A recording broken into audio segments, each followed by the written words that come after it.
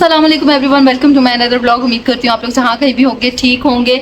जुल्म इतना ही करो कि जब तुम पर जुल्म हो तो तुम बर्दाश्त कर सको। यहाँ पर मैं इसराइल की बात करूँगी। अभी मैं बहुत सारी फुटेजेस देख रही थी जिसमें इसराइल के बहुत सारे लोग जो है वो बाहर निकल के प्रोटेस्ट कर रहे हैं, पाकिस्तान हमें बचाओ, अपनी हुकूमत से कि जो है वो जंग रोको किसी तरीके से। देखें, जब आप पे गुजरती है तब आपको पता चलता है कि दूसरे पे क्या गुजर रही होगी। यही हाल फ़लस्तीन के बच्चों के ऊपर गुजरा था। जब जो है वो बेचारे रो रहे होते थे, एक एक रोटी को तरस रहे होते थे, तुम लोग बम फेंक रहे होते थे उन लोगों के ऊपर। क्या उन मजलूमों की आवाज़ किसी ने नहीं सुनी होगी? क्या अल्लाह ताला ने उनकी आवाज़ नहीं सुनी होगी? अल्लाह ताला मजलूम की आवाज़ बहुत जल्द सुनते हैं, ये बात हमेशा याद रखिएगा। और मैंने एक जगह पहले भी बोला था कि खून का बदला तो खून ही है, वो तो आपने हर हालत में चुकाना ही चुकाना है, चाहे ऐसे चुकाएं या वैसे चुकाएं। तो आप ऐसे चुकाएं।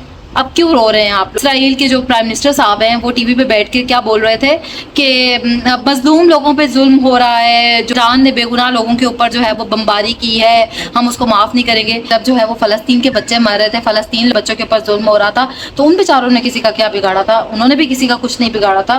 वो बेचारे रोते थे, बिलखते थे, लेकिन तुम लोग बमबारियों पर बमबारियाँ करते थे, बम फेंकते थे उन लोगों के ऊपर। मुझे याद है जब हम फ़लस्तीन एम्बेसी गए थे तो वहाँ पर जो है वो एक बच्चा आया हुआ था, और वो बच्चा, उस बच्चे का पूरा खानदान मर चुका हुआ था। उस बच्चे के खानदान में से कोई एक बंदा भी नहीं बचा था, सिर्फ एक वो बच्चा बचा था जिसको पाकिस्तान गवर्नमेंट ने अपनी कस्टडी में ले लिया था। और उस बच्चे से मिलकर ना मुझे इतना रोना आ रहा था, इतना तरस आ रहा था उस बच्चे को देख के। मैं यहाँ पर पिक्चर भी चला रही हूँ, ये पिक्चर देखें जो उस बच्चे के साथ मेरी है। ये वो बच्चा था जिसका सारा खानदान जो है वो फौत हो चुका हुआ था। ये फ़लस्तीन एम्बेसी की पिक्चर है। यहाँ पर एक मिसाल बहुत अच्छी बनती है इसराइलियों के लिए कि दूसरे का कुत्ता कुत्ता है और अपना कुत्ता टोमी है। तो ऐसा नहीं होता। जब आप दूसरे पे जुल्म करते हैं ना, तो अपने लिए भी तैयार रहना चाहिए कि कब हम पे अजाब आने वाला है। तो आप थोड़ा भुगतो, थोड़ा एंजॉय करो उसको।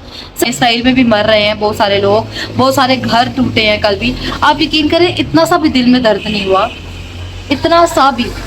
क्यों दर्द नहीं हुआ? क्योंकि आप किसी दूसरे को इतना दर्द दे चुके हैं ना कि अब अगर आपको कोई दर्द होगा तो दूसरे को कोई फील ही नहीं होगा उस चीज़ का। वो तो कहेगा बहुत अच्छा हो रहा है भाई, अच्छा है, और मारो और मारो।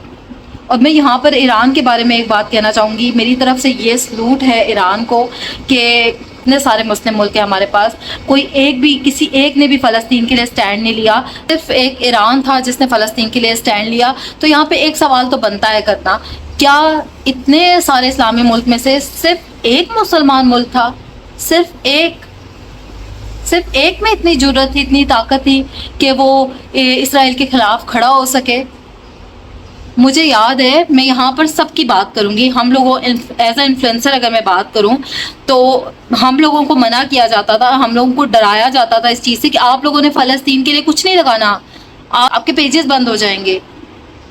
ये डरावा था हम लोगों को, ये डराते थे हम लोगों को।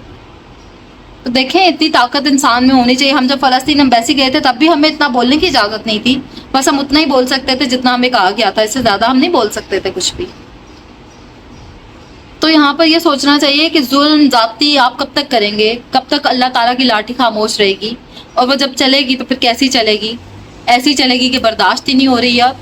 अच्छा, लोग बहुत सारी वीडियोस बना रहे हैं जिसमें ना पता है क्या करते हैं, KFC खरीदते हैं, KFC खरीद के ना फिर वो दूसरा बंदा आता है, दूसरा बंदा एक शॉट ले रहा होता है और शॉट में वो बंदा कह रहा होता है, ओहो तुम तो इसराइल की चीज़ें ले रहे हो, फेंक दो इसे। वो उठा के फेंक देते हैं। अब वो फेंकता है या जो मर्जी करे, ड्रम में फेंके, कूड़े में फेंके। अरे भाई, तुमने इसराइल वालों को पैसे, तो वो KFC खरीद के पैसे तो दे चुके तुम इसराइल के लोगों को। तो क्या आप लोग क्या प्रोटेस्ट कर रहे हैं? प्रोटेस्ट करना है तो कोई जानमाज का इस्तेमाल करें, कोई अल्लाह ताला से दुआ करें, कोई ईरान के हक़ में दुआ करें, ईरान के लिए दुआ करें कि अल्लाह ताला ईरान को इतनी ताकत दे, इतनी हिम्मत दे कि वो अगर वो इसराइल के ख़िलाफ़ खड़ा हो गया तो अल्लाह ताला उस जंग में उसकी मदद करे हर जगह पे। ईरान के बारे में अगर मैं एक बात बोलूँ ना तो वो गलत नहीं होगी कि बाकी सारे इस्लामी मुल्क औरतें हैं और सिर्फ एक मर्द है उनमें, और वो एक मर्द कौन है? ईरान। सिर्फ एक ईरान, बस। इंशाल्लाह ताला ईरान की मदद अल्लाह ताला करेगा। जो लोग ये कह रहे हैं ना कि ईरान के पास इतने वसाइल नहीं है कि वो मुकाबला कर सके, एक बात याद रखना, जो अपनी मदद आप करता है ना उसकी मदद अल्लाह ताला करता है, ठीक है? अगर वो खड़ा हुआ है ना तो इंशाल्लाह ताला उसकी मदद ज़रूर अल्लाह ताला करेगा। यहाँ पे मैं एक मौलवी साहब का बयान सुन रही थी, अल्लाह, मैं यहाँ पे नाम नहीं लेना चाहती उन मौलवी साहब का, लेकिन उन मौलवी साहब का कोई अल्लाह ही हामी और नासर है कि वो क्या बयानात दे रहे हैं। आप लोग मतलब मौलवी हो के क्या बयानात दे रहे होते हैं? मुझे तो ये बात समझ नहीं आती कि पहले तो इन मौलवियों को थोड़ी हिदायत की ज़रूरत है। وہ یہ بیان دے رہے تھے کہ ان کو نا زیادہ نہیں کرنا چاہیے، ایران کو یہاں پر نا کمپرومائز کر لینا چاہیے۔ اللہ آپ کو ہدایت دے مولوی صاحب، اللہ آپ کو ہدایت دے۔ ایک ہاسپٹل تھا جس کے اوپر جو ہے وہ اسرائیلیوں نے جو ہے وہ بمباری کی تھی، اور وہ سارا ہاسپٹل ٹوٹ گیا، اور اس میں سے ایک آدمی اپنی ماں کو اٹھا کر لے کر جا رہا تھا، گود میں اٹھایا ہوا تھا اس نے اپنی ماں کو۔ اور مطلب میں کیا کیا بیان کروں یہاں پر، وہ چھوٹی بچی جس نے بولا تھا کہ میں اللہ کو جا کر بتاؤں گی، کیا اللہ تعالیٰ کو اس نے جا کے نہیں بتایا ہوگا؟ کیا اللہ تعالیٰ نے اس کی فریاد کو رد کر دیا ہوگا؟ ایک دفعہ سوچیں اس بارے میں، سوچیں اس بارے میں کہ اللہ تعالیٰ نے اس معصوم بچی کی فریاد کو رد نہیں کیا۔ اللہ تعالیٰ ہر جگہ پر جو ہے وہ ایران کا ساتھ دے گا انشاءاللہ، انشاءاللہ اللہ تعالیٰ نے چاہا تو جیت ایران کی ہوگی۔